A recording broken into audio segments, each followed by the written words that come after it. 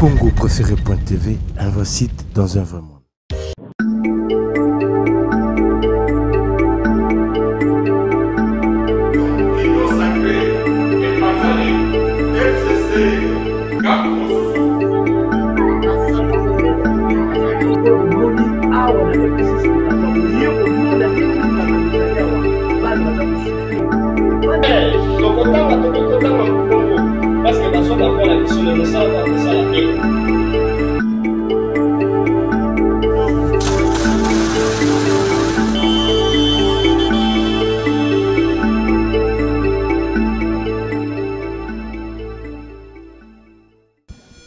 Mesdames et messieurs, fidèles amis téléspectateurs, fidèles amis internautes, vous qui nous suivez partout dans le monde, bandeko bozolanda biso na Allemagne, na Belgique, na France, bandeko bozolanda biso na toute l'étendue à Afrique mobimba, Congo, Brazza, Cameroun, ainsi que bandeko bazolanda biso na kata République démocratique du Congo. Bino bato bolingaka espace de vérité, pe bolingaka ngai mwana mboka Josi Makenisi o azaka humble serviteur na bino. Alors espace de vérité, c'est une émission socio-culturelle bino bolingaka sociopolitique pe bino bolingaka na kata République démocratique du Congo ou ebetela bino à long et à large ba situation politique et sociale et la République démocratique du Congo. Alors aujourd'hui, nous n'allons pas parler de la situation politique ni d'autres situations. Nous allons parler de la situation culturelle, allais-je dire. Ensemble, na moko ya artiste et comédien ya République démocratique du Congo. Oyo boyebi aza mutu o bolingaka pe mingi, abungaki mingi na scène artistique. Aujourd'hui, Tozobetel Solo nae au nom de Mama Losanjo, que je dois commencer par une salutation. Bonjour Mama Losanjo. Bonjour, monsieur le journaliste, l'homme qui respecte le respect de la déontologie, monsieur Josine Makenise. Donc, Maman Losanjo, esengo mingi yangai eza mokola lelo, na bandeko bazolanda biso na Congo préféré télévision, un vrai site dans un vrai monde, na bandeko bazolanda biso na Ultimate Picture, ensemble nangai tozana esengo ya koyamba na kati ya émission na biso espace de vérité mokolo lelo poto beta no masolo o etali culture ya mboka. Toyoka ki liboso ensemble ke obande robela état de santé sikondeni. Non, avec Dieu je suis rétabli, pas comme terre, mais maintenant je suis un peu en bonne santé. Par grâce de notre Dieu, je suis chrétien, c'est ça, je profite à cette occasion. Il y a qu'on remercie Nzambe nango ya ke likolo na se, Seigneur Jésus, apesinga grâce. Nanzela ya fondation, fondation Denise Nyankiro Tshisekedi, que nous saluons, distinguée première dame, la mère de la nation congolaise, l'épouse du chef de l'État, la première conseillère du chef de l'État, que j'appelle chaque fois comme médical. Vraiment, ils ont facilité mon frère. J'étais intervenu 2 fois, opéré 2 fois. Ils allaient grâce. Vraiment, na kozala na maman le quoi maman Denise. Maman Losanjo, lelo otangi komba maman Denise Nyakero. Avant, si on a archivé, archive no ya kala depuis 2007 allais-je dire, na yebiona maman Olive Lembe. Lelo okomina mama Denise Nyakero. Relation na autant okomina mama Denise Nyakero, relation na mama Olive Lembe siko ezandengeni. Bon, il n'y a pas un problème. D'abord, oui, que maman nous change. D'abord, je salue tout le monde qui me connaît, à ceux qui ne me connaissent pas, au niveau national et international. Je réponds au nom de Marius Bayo Boladja, votre humble serviteur, artiste et comédien congolais. Coordonnateur général de la PACOSICO, vous savez. PACOSICO, c'est une plateforme de comédiens congolais. Vraiment, par rapport à cette question, pour répondre, je suis artiste et jarré. J'aime beaucoup la maman et je défends que les mamans, pas seulement de la RDC, mais les mamans du monde. Je joue toujours na combo, il y a première dame. Maman, nous sommes première dame d'Afrique. Et pour Nangai, Koloba, relation Yangana, maman Olive Lembe Kabila, ex-première dame, n'a pas semboté, relation est bien.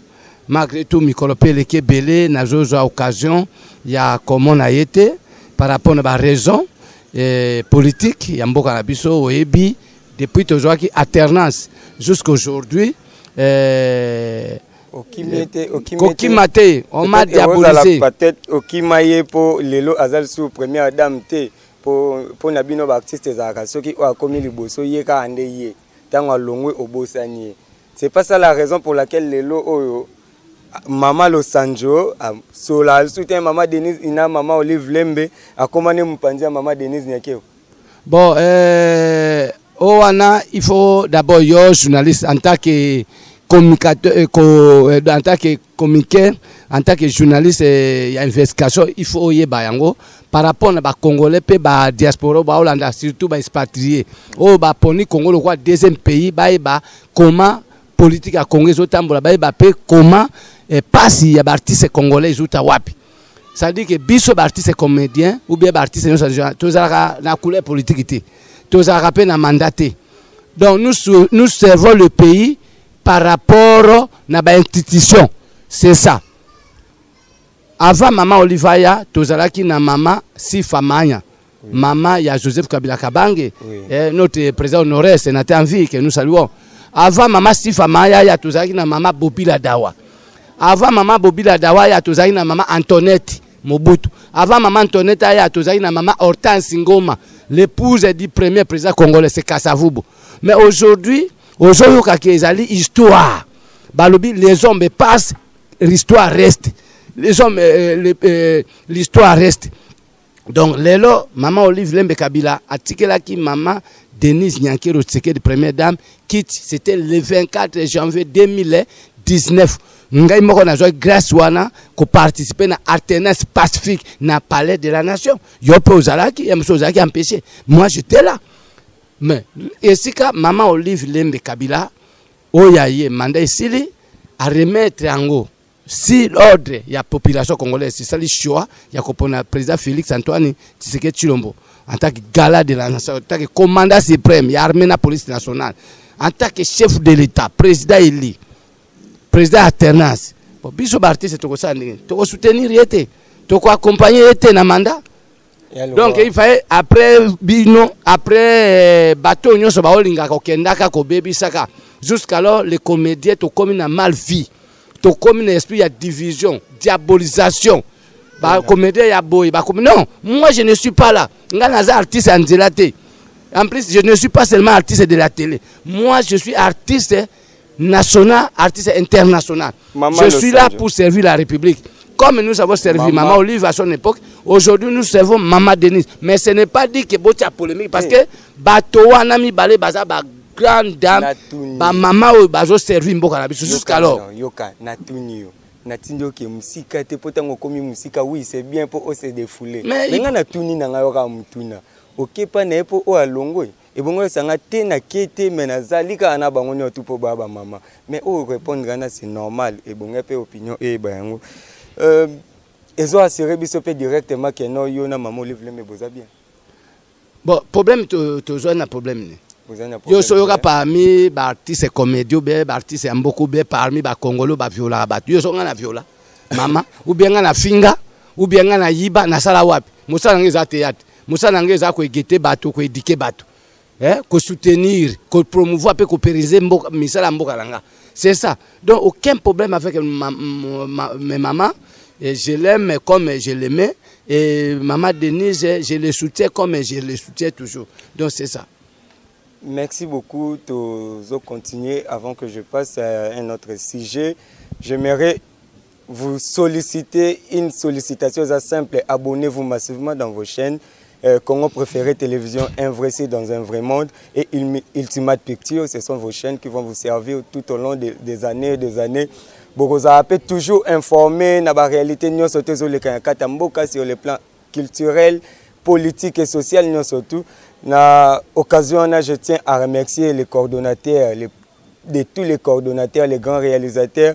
Paul Star accompagné na héritier seigneur au bazar tout moment on a pour nous conseiller équipe Mobimba pour tout kene malamu. Alors Maman Lo Sanjo, ça fait au moins un bail, hein? Tant on a bien non, ça fait un bail. Votre absence sur la scène artistique nous paraît au moins visible. Je veux au moins comprendre, ensemble, les Nabandeko Batune Mutuna. qu'est-ce qui a fait de sorte que Maman Losanjo ne fasse plus ce qu'il faisait avant, soit ce qu'elle faisait avant en tant que maman.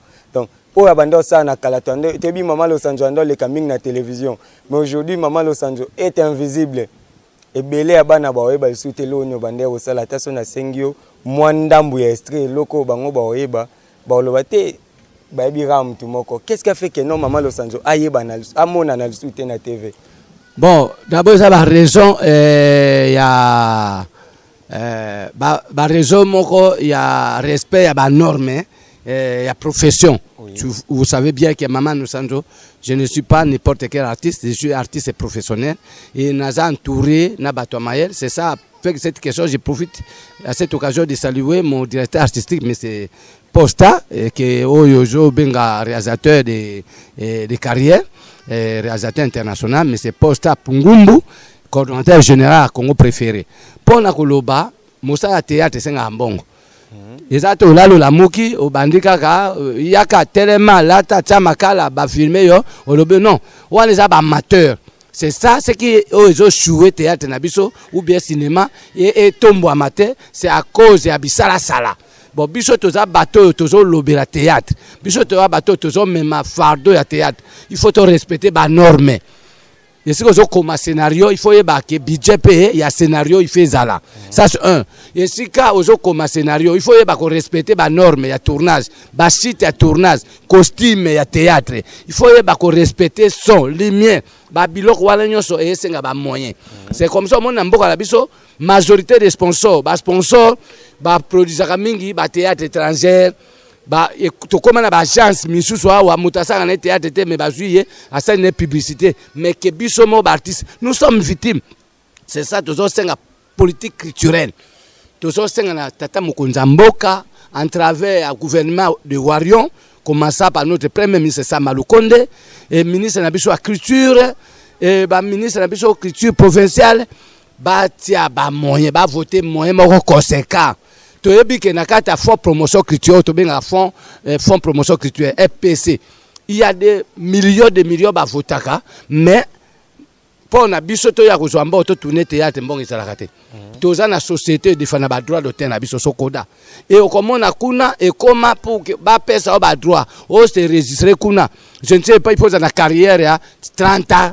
40, bon, je ne sais pas quel est pays au monde. Est-ce qu'il y a déjà besoin de tant de comédiens, il y a des sangana, un chef de l'État, pour étaler la situation. Parce que si je vais plus loin, en dehors de la République démocratique du Congo, nous avons le Nigeria que le gouvernement soutient ces artistes et comédiens. Pourquoi pas Bino en Congo, Sangani? Vous avez là Masumu, vous avez Elombe, vous avez Bodo, vous avez qui et Sobe, vous avez Saï Saï, et vous qui êtes ici présents, vous avez aussi Mbalio Sombo. Hein? Pourquoi ne pas organiser une synergie au Boko, un chef de l'État, pour que vous puissiez bénéficier des moyens très nobles. Ça nous paraît au moins. Donc, il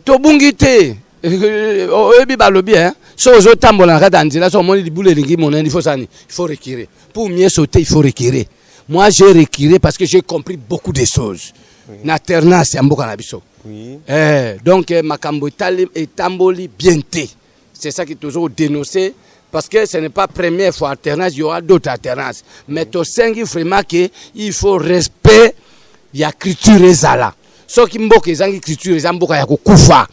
Tala lelo artiste comédien de bazoko kufa. Artiste bazoko kufa mais so moni artiste azoko kufa.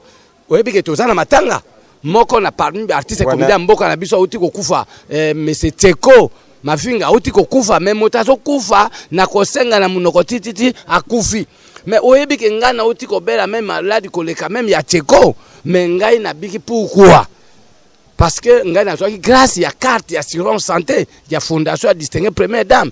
Bon, ce qui est l'autre Tcheko peut avoir une carte. Parce que Tcheko peut avoir 8 ans.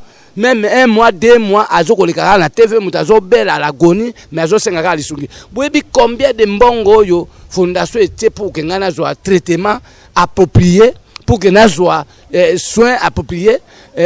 Ce qui te le bas qui va cotiser, artiste et comédien va cotiser. Mais nous avons pas de vie. Excusez-moi, parce que bino bolingaka kukata bato surtout moi le mission on a ngoleka mingi parce que yo pesa la liberté muta s'exprimer. Je vous dis franchement mon vrai. Non, on pesa mais to komi na base ya makambo. To komi na oyebi mokonza mboka azali motif faut te remercier. Nous sommes pas parole porte-parole ya chef de l'État, mais toza quand même ya ko reconnaître par rapport à discours né malgré tout congolais ndimaka mutu kaka soki motakufi ou bien alongwe. Lobi awe zalaki Kabila kende Kabila lelo ba komo déclarer Kabila. Lobo eleke ava Kabila kende zalaki muze kende babando regretter muzi. Lobo eleke zalaki Mobutu kende Mobutu soka zalaki azonga. Mais lelo président Félix azo sala ba exploit kende na triomphar na commune ya Kasavu Bwana. Donc comment na ba otongela biso salle mythique, les 16 salles mythiques ya théâtre, ya théâtre congolais en Afrique centrale. Mais ata politicien mo kazo lobela ngote. Bon biso ski tozo loba ezali par rapport na baki. Mais toza na difficulté ya production. Na mboka na biso toza na entreprise moko te o e produisaka théâtre. Ça veut dire que pour mon congolais à investir, à ko investir kana boato, tantôt na hôtel, tantôt na frat, tantôt à créer parti politique. Majorité ba homme d'affaires nyonso ba comme ba politicien ba créer na ba ngonde ba parti politique. A OCPLA créer na parti politique à 10 millions, 20 millions de dollars pour en kaka à exploiter peuple congolais. Pour que abimaka lokola yende za vrai congolais nzokande. Donc oyo akoki ko sala oyo akoki ko contribuer pour na mboka parce que majorité des partis politiques que nous avons après 1000 partis politiques ils ont contribué rien à l'écriture.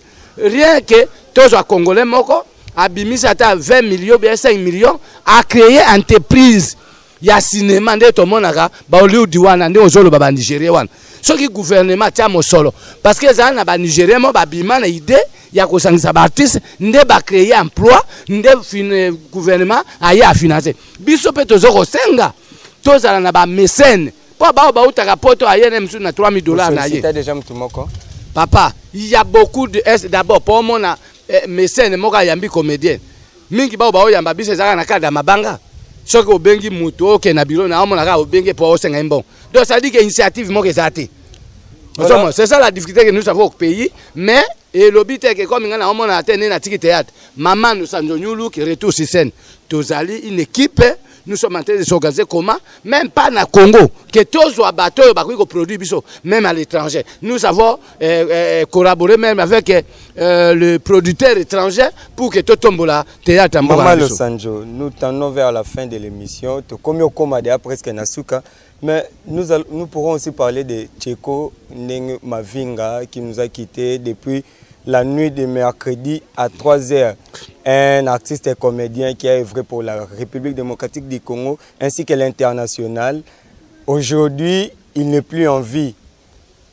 Il abanda ko senga bambongo à tout moment. Il y a eu des vidéos par-ci par-là où Ezolaksa Tcheko Mavinga sollicitait les aides et pas à Batumsusu et Komakite. Tcheko malade. Tout le monde est elonginote, Nathan a maladie. Tcheko a koufi. Silence pour la maman Lo Sanjo. Qu'est-ce qui se passe entre yo na ba comédien moussous? Yo zaki na ranki na Tcheko. D'abord, on a 5 minutes de silence pour la mémoire. Il y a l'un des généraux. Il y a Baptiste comme des Congolais Tcheko Mavinga que son âme repose en paix. Est-ce qu'on se pose? Ok, merci. Bana poto, ba Congolais. D'abord, Tcheko Mavinga pour une école de vérité, ça n'a vérité. Et dans limite que toko ko zami ba misato na motema oyo Tcheko Mavinga zaki nango. Tcheko Mavinga servir biso artiste comme destination congolais, azali na complaisance, azali na groupe T. Na ebi azali na groupe évangéliste, il y a président de Vos, on appelle Simbote pas président de Vos mes condoléances na famille éprouvée. Cordo Cobra papa bangunyo so groupe na pesi bangumbote.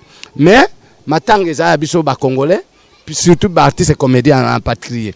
Donc Tcheko a commis même modérateur et artiste comédien. Tcheko a été premier artiste comédien et a matanga ba comédien tout. Modérateur. Donc mutako futa eta tika osenga pe mutumbongo te. Nous sommes d'accord ya ko témoigner ba bienfaisance ne wana. Artiste akufa te. Tcheko nzo tonde kufi me espineza. Pa kosiko to ko défendre ba droit na ye. Po ngana lubaka ngo pamba te, po na travailler ngamo te. Nous travaillons avec artistes à danger, avec le président Chaka Kongo. Nous travaillons avec Tokanza Jupe Massamba, nous travaillons avec d'autres structures. Mingi zaka guerre leadership, ndenge msusu ba ine ba mona ke ba jeune to communauté na moi réveil moka conscience. parce que oyebi ke na mboka na biso batebele balinga travailler te pour na émergence. Quand on dit émergence, ça veut dire que c'est dans tous les secteurs. Et dans le secteur de théâtre, on a l'idée de la 5e génération. Et quand on parle Pakosiko, c'est une plateforme de communauté congolais que je suis parti coordonnateur général. Mais il faut qu'on ait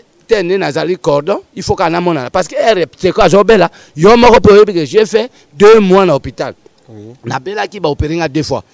Ozomona bon siko na okendo tala tikone to bana obela ngai na obela papa na biso takinga zobela azaki pa docteur Blaise Mobeti mama ni kreti le ne mutabenga lobi lo sanjola cheko a obela na olanda pe ba video na mais pa kosiko muto na mutakene komona ye ba postar ba tutu tozali wana donc pona ko loba ba union sacrée ba makala ekboko yaki komona ngai na pese mbote na jupe imponge on a union sacrée. Pour moi, il y a comédien, tout comme on a des structures différentes. Mais il y a 2 grandes structures où il y a des artistes et comédiens qui sont interprétés, pas comme ça. Mais le problème, c'est qu'il faut que la futurité, tout la guerre, divergence, tous un objectif. Parce que sinon, pas, tu as la division et ça, tu comme faible. Et un côté, poison, diabolisation, tu évites tout ça. Au contraire, artistes et comédiens, à quoi vous apportez par artistes et moussoutés. Parce que tous un ministère de la culture, tous au niveau national, au niveau provincial, tous un fonds de promotion culturelle, FPC, tous un Sokoda. Mais nous avons à voir quand même 2 gens, Oyo Baebi, passe Nabiso, Bakota na makamona biso pour défendre biso. Sinon pas na comment on a le droit théâtre côté, il y a un moment que comédien atika le roi mutu moko ka ya kolela. Au contraire comédien ko kolela te. Nous ne sommes pas des pauvres, nous sommes riches parce que nous sommes des artistes. Comment biso to ko tika la bato moko pour que tous soient moins eloko akolia, il faut ka kobela. Pour assister il faut ka kokufa. Mais quelle politique du pays? Et l'on est ça la rabino artiste et comédien bozaya okabwana parce que au ba faute leadership entre mikolo na ba amiki. Yo mukolo okuta déjà mukolo na kata scène parce que to tendre na fin na yango déjà oza yango loko suka après oyebisa eso tant que tendre vers la fin oyebisa différence à Pakosiko na ANTPC parce que ce sont les 2 structures oyo et kamba ba comédien ndenge auteur koloba parce que eloni et ça la rabino entre ba nouvelle génération na mikolo bozala na divergence des idées autant que vous salamoko. Chaque question est en réponse. Mais c'est les journalistes, aux journalistes d'investigation, au Yebi. Dans le monde artistique, il n'y a pas de sexe. L'artiste n'a pas d'âge, l'artiste n'a pas de sexe. C'est-à-dire l'artiste a Kalazarate, il y a Kalazarate. Innocent Yohana Zobet à Mikolo. Héritier Watanabe, notre artiste préféré, je le salue. Héritier Wata. Nana zo conquérir na minito. Fali Poupa. Mais bah vieux Bazali, bah Kofi Olomide Bazali. Bah vieux Nabiso Nyokalongo Bazali. Mais quand on parle héritier Wata na minito, n'habite ça veut dire que net ndenge Nabiso artiste et comédien eza bongo. Ça dit que ceux qui ont yoka moi polémique wana ezali toza na droit ya ko respecter droit de naissance.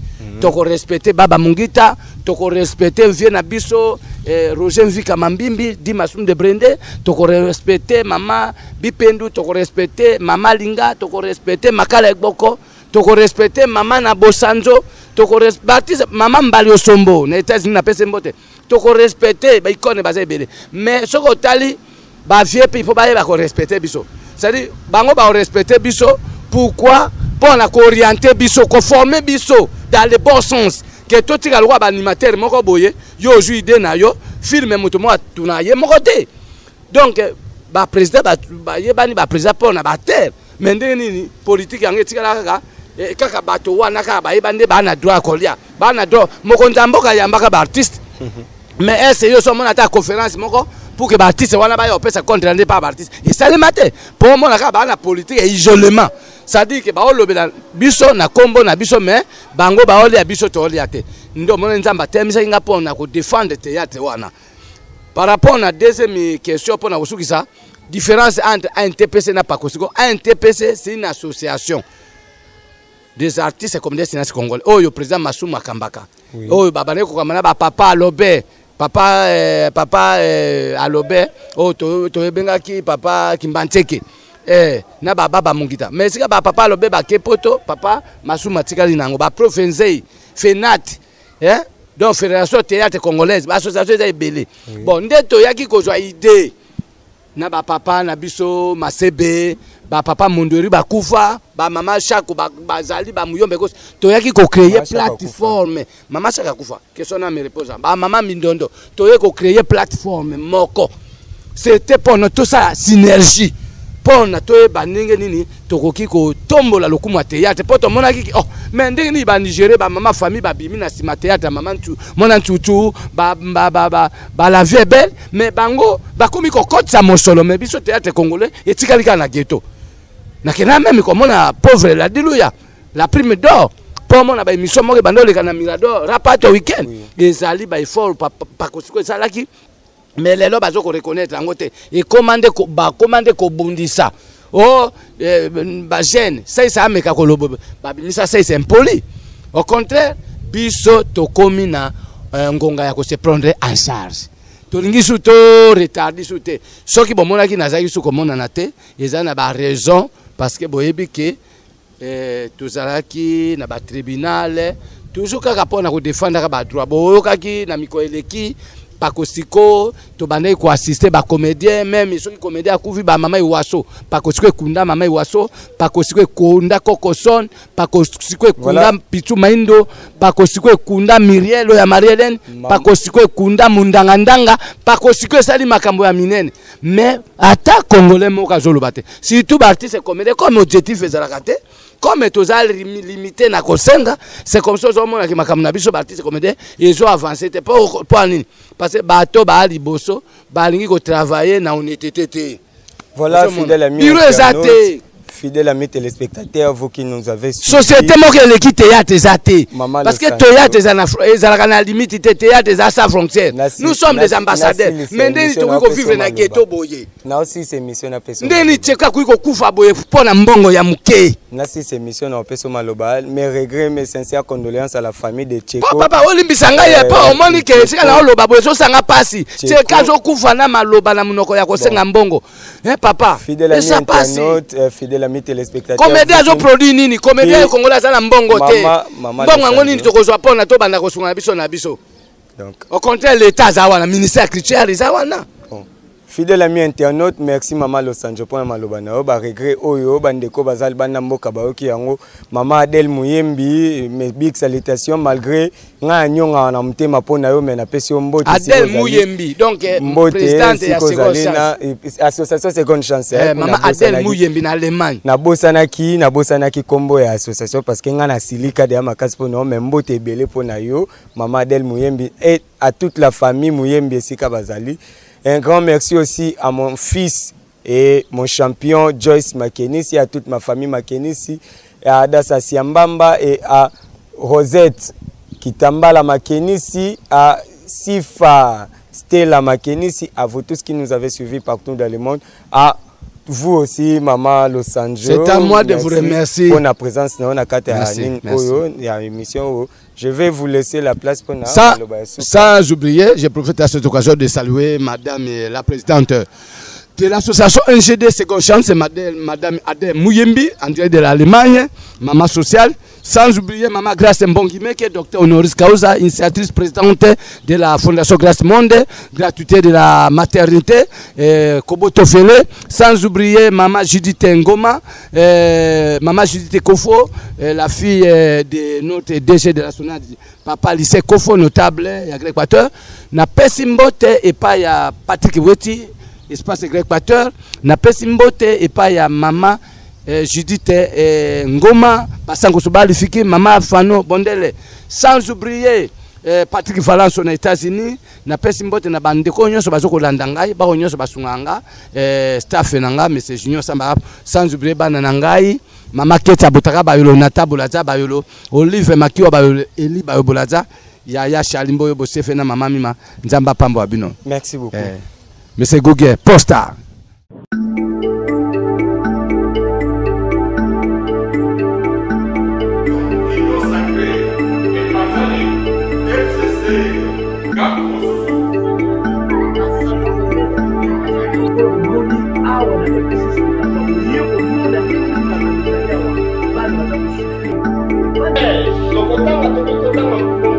Parce que dans son la mission de